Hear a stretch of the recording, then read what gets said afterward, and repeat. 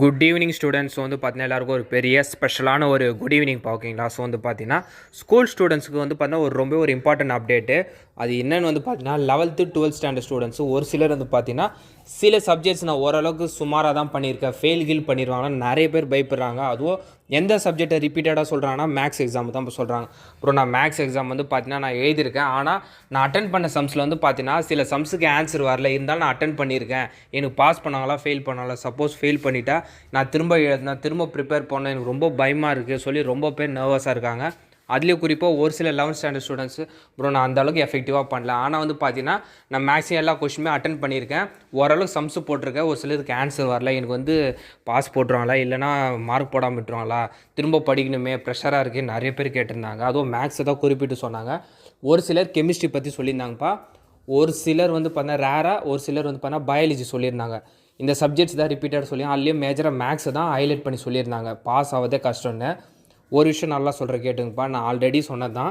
Preparation அப்போ வந்து பார்த்தீங்கன்னா நீங்கள் வந்து எதுவுமே அட்டன் பண்ணாமல் ரொம்ப எம்டியாக ஒரு பேப்பர் கொடுக்குறீங்க வச்சிங்களேன், ரொம்ப ஒரு 10 மார்க் 20 மார்க் தான் நீங்கள் அட்டனே பண்ணியிருக்கீங்கன்னா கரெக்ஷன் பண்ணுற ஸ்டாஃபால் கூட கண்டிப்பாக பாஸ் பண்ணிக்க முடியாது.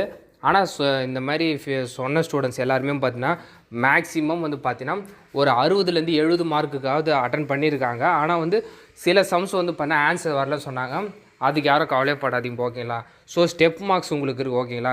5 மார்க்குக்கு நீங்கள் ஓரளவு கரெக்டாக போட்டு ஆன்சர்னால் ஒரு 3 மார்க் 2 மார்க் இல்லைனா 4 மார்க், அது உங்கள் ஆன்சரை பொறுத்து உங்களுக்கு மார்க் போட்டுருவாங்க.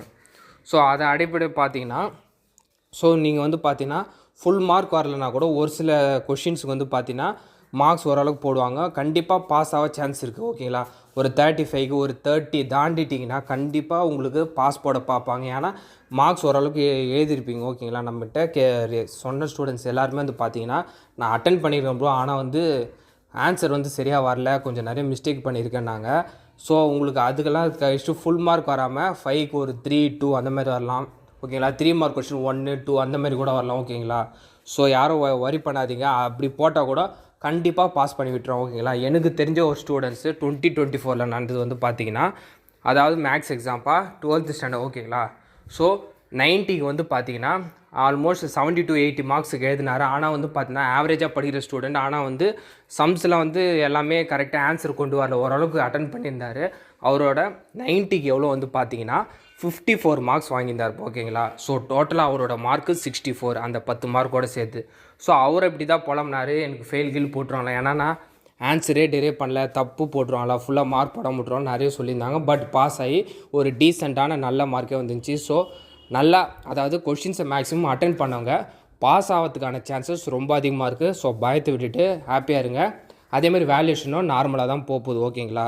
ஸோ அவ்வளோதான்ப்பா. சரி, இது நான் ஏன் சொல்கிறேன்னு பார்த்தீங்கன்னா நிறைய ஸ்டூடெண்ட் ரொம்ப வெக்ஸ் ஆகிருந்தாங்க, அதனால தான். 11th ஸ்டாண்டர்ட் ஸ்டூடெண்ட் நீங்கள் முடிச்சிட்டிங்க. ஸோ உங்களுக்கு ரீஓப்பன் வந்து அது அஃபிஷியல் அப்டேட் வரல. ஸோ நீங்கள் அது வரைக்கும் ரிலாக்ஸாக இருங்க, அதுக்கப்புறம் நீங்கள் உங்கள் 12th இது பண்ணுங்கள் ஓகேங்களா. ரிசல்ட்டு பாசிட்டிவாக தான் வரும் ஓகேங்களா. ஸோ இந்த அப்டேட்டை மறக்காமல் உங்கள் ஃப்ரெண்ட்ஸ் ஸ்டூடெண்ட்ஸ்க்கு ஷேர் பண்ணுங்கப்பா ஓகேங்களா, தயவுசெய்து.